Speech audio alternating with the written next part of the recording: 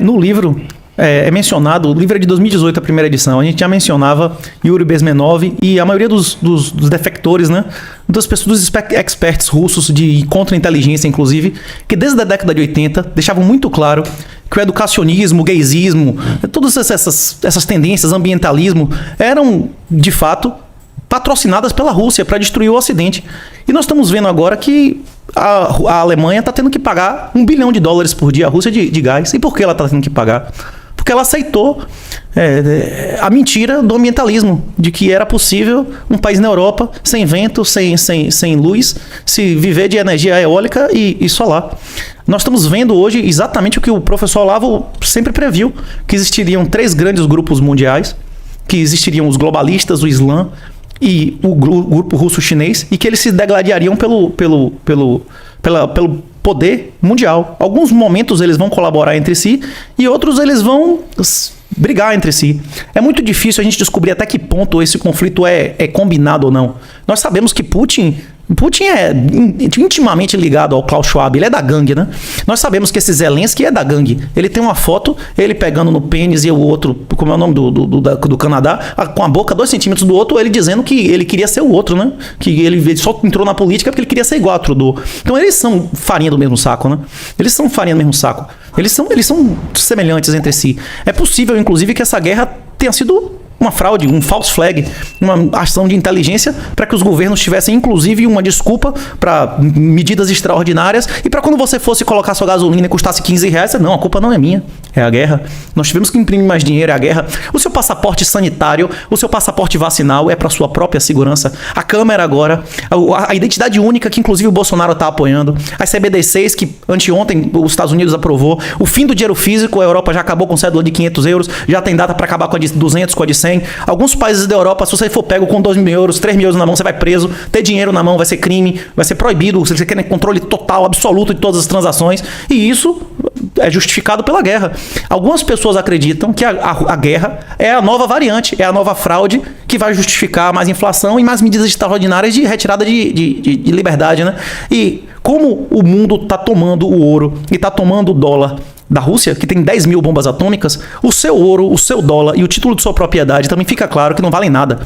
O seu imóvel, você não é proprietário pleno. A propriedade, pela definição de propriedade do próprio Código Civil e de todos os códigos que já foram feitos na lei natural, a propriedade é a expressão plena de todos os direitos sobre a coisa. Se você paga para continuar tendo aquela coisa, você paga IPTU, você paga ITR, então você não é proprietário pleno. Você tem que pagar um valor que não é determinado por você para você continuar usando o imóvel. Na verdade, o proprietário é o soberano, você é apenas um locatário. Então, fica isso muito claro. A Rússia, as contas bancárias da Rússia foi expropriada sem previsão legal, ele não violou nenhuma lei contratual. Inclusive, é importante que se diga que a lei entre os países, ela é a lei libertária, ela é contratual. Não existe nenhuma lei impositiva entre os países. A lei entre os países é lei contratual. E nesse caso, houve uma violação contratual dos países que violaram a Rússia. E se a Rússia, que tem 10.000 bombas atômicas, mesmo que só 6.000 sejam ativas, não tem nenhuma garantia de que o depósito dela no banco continua valendo amanhã. Que tipo de garantia você vai ter? Você tem quantas bombas atômicas? A única propriedade absoluta no mundo atual é o Bitcoin. Se você tiver a senha dentro de sua cabeça, que não está em lugar nenhum, e você for boca dura mesmo, se aguentar furadeira no joelho, ser torturado, porrada, você pode... É a única propriedade que você pode levar para você pro caixão, se você quiser. Inclusive, ela é tão sua que é a única propriedade que nem te matando não é possível te roubar. E você pode dar a quem você quiser, você pode ficar preso 10 anos, você memorizando a senha, você sai de lá, em qualquer caixa eletrônica ou qualquer computador que você acesse, você consegue acessar a sua riqueza plenamente. O Renato, você me permite? Só fazer uma citação, Buriti. Renato comentou sobre a questão dos 3 blocos de poder. Eu queria aproveitar e fazer uma citação. Morreu recentemente o professor Olavo de Carvalho, e provavelmente a maior obra dele chama-se O Jardim das Aflições, um livro fantástico, eu indico a todos nós que estão aqui assistindo. E nesse livro, o professor fez toda uma escala, desde partindo de Epicuro, chegando até os dias de hoje, e nessa trajetória intelectual, onde ele foi interpretando grandes gênios da humanidade, de ciência política, filosofia, literatura, psicologia, ele chegou, né, a reforçar, inclusive, um pensador mais recente, que é o Bertrand de Jouvenel, aquele clássico, né, O Poder, onde ele mostra que atualmente existem, de fato, 3 grandes blocos de poder no mundo, né, 3 grandes projetos, E esses 3 blocos seriam o bloco ocidental, o bloco russo-chinês, que tem uma derivação do totalitarismo comunista, e o terceiro bloco é o bloco islâmico, né? E algo muito relevante que o professor Olavo colocou, que dentro desses 3 grandes blocos de poder tem uma característica em comum que o Bertrand Juvenal descreve, né? Que sempre o poder coercitivo estatal tende a crescer, tende a se acumular, né? O professor Olavo fala sempre, né, que nunca um rei da Idade Média, por exemplo, Aron, teria o poder que um Stalin chegou a ter. A Semineto. A Semineto impede você de entrar, e a Semineto impede você de entrar no elevador do seu prédio sem máscara. A Semineto tem mais poder sobre a sua vida do que um rei medieval. A Semineto não, agora é Bruno, né? Bruno, né? É o espantalho qualquer que botou lá, né? Sim. Que nem a mulher do cara não obedece o cara, negócio de vacinação, não vacinou nem as filhas, né? Sim. Sim. Continuando aqui.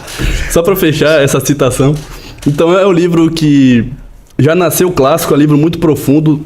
A lista bibliográfica, né? Os livros que o professor cita, os autores, só pela lista bibliográfica já vale a leitura, era um livro fantástico. Então, assim, pra gente entender o momento que o mundo tá vivendo hoje. Com certeza. Essa isso leitura é também. Tem uma trilogia do Olavo. Essa afirmação de que esse é o livro mais importante é meio controversa, mas eu tô com ele. Inclusive, palavras do próprio Olavo. Pronto. Não, mas tem alunos que dizem que não é, são outros da trilogia. Eu concordo. E, inclusive, na economia, existe uma confirmação com dados na econometria, que chama Lei de Wagner. Se vocês pesquisarem, vocês vão ver que na economia, tudo que o professor Olavo previu, ela é comprovada com dados também, embora ele não utilize lá, ele utiliza a sua argumentação. Hoje aconteceu uma coisa interessante em relação ao Bitcoin, que o primeiro presidente de país foi eleito através e devido ao Bitcoin na Coreia do Sul. A última eleição na Coreia do Sul teve fraudes eleitorais em urna eletrônica pior do que aqui. Inclusive com intervenção de China, quem denunciava morria, era preso. Um negócio 3 vezes pior do que o STF aqui. E começou a ter uma competição, porque a penetração do Bitcoin na Coreia do Sul é gigantesca. É uma sociedade que não existe cartão de crédito. Você não consegue usar cartão de crédito lá. Essa nova geração nunca teve cartão de crédito. Eles é tudo no aplicativo do celular. Eles são outra geração de penetração tecnológica. E os candidatos começaram a competir de quem prometia uma maior isenção. O cara que ganhou agora prometeu aumentar em 22 vezes a isenção para 40 e tantos mil dólares para você poder realizar sem pagar nenhum imposto, liberar geral ICO e tal. E esse foi do partido de direita, que foi roubado da outra vez. O cara ganhou agora com a diferença, como é que o americano chama? Over a cunt hair, não é isso? O cara, um triz, não é isso? Por apenas um fio de cabelo. Um fio de cabelo, não é isso? Sim. O cara ganhou a eleição por um fio de cabelo, porque ele se submeteu se abaixando mais baixo aos bitcoiners do que o outro que tinha prometido só 10 vezes aumento de isenção. E tem uma outra notícia relevante em relação a produto de investimento, que está para sair agora um título soberano do governo de El Salvador. O governo de El Salvador vai lançar agora, eles prometem entre dia 15 e 20 sair a oferta pública, um título de governo que você não precisa se preocupar com a questão técnica, com a custódia do Bitcoin, e que você não tem downside. Se o Bitcoin cair, ele te paga por ano 6,5% ao ano em dólar líquido, limpo. Inclusive, se você quiser desassociar com o seu nome, você bota uma walletzinha da Liquid e vai cair em stable dólar no seu celular, não passa nem banco. E se o Bitcoin subir, ele lhe garante metade da valorização do Bitcoin. Se o Bitcoin triplicar, você dobra o dinheiro em dólar. Se o Bitcoin cair, você recebe 6,5 em dólar durante 10 anos. Inclusive, esse título, se você comprar mais de 100 mil dólares, você recebe automaticamente a visto de residência no país. Então, se der um colapso societal aqui, você já tem um plano B. Tem muita gente, inclusive, vai adquirir esse título para onde fugir. Hoje em dia, muitos bitcoiners estão indo para Portugal, tem vários países que estão abrindo as pernas, né? Agora, tipo assim, esse aí chegou a um ponto de botar o Bitcoin como moeda oficial do país. Hoje, Bitcoin é moeda de oficial de país do El Salvador. E a expectativa da comunidade é que quando sair esse título, muitos outros países sigam esse caminho e chegam para a FMI, cheguem para o SWIFT, cheguem para o sistema monetário, bancário internacional e dê o fuck off. E diga, eu não preciso mais de você, eu consigo dinheiro muito mais barato apenas renunciando a parte de meu poder. Eu vou dar cidadania, eu vou dar isenções fiscais, só que aí que tá. Você, eu não sei se essa expressão é grosseira para dizer aqui, né? Depois da cabecinha não tem mais jeito. A cobra não tem ombro, não é isso? A cobra não tem ombro, entrou a cabecinha, já foi, meu irmão. O cara começar a ceder poder por dinheiro, a gente vai querer títulos nobiliárquicos, imunidade criminal, e vai ter uma hora que o cara vai ter que vender terra soberana, e na hora que você for o rei da sua casa, você vai ter que ser tratado como Estado, porque você é um ente soberano, e aí o libertarianismo acontece. Aí o mundo vai viver através de leis privadas. Eu acredito que quem tiver bitcoins inteiros dentro de 5, 10 anos vai ter coleção de passaporte e dentro de 20, 30 anos vai ser soberano. E quem não tiver nesse movimento, quem ignorar o Bitcoin nos próximos anos, vai acontecer o que o Isaac Asimov previa no Digital Divide. O Isaac Asimov é um gênio, né? O cara que inclusive concebeu várias coisas que existe hoje. Ele concluía, ele não sabia qual era a tecnologia, mas que havia uma tecnologia que quem não adotasse imediatamente na geração seguinte ia ser miserável indefinidamente. Eu acredito que o Bitcoin é isso. Que as pessoas que adotarem nessa geração, os filhos e netos delas vão ser a alta nobreza do mundo. E não é uma oportunidade de uma geração, é a oportunidade da história da humanidade.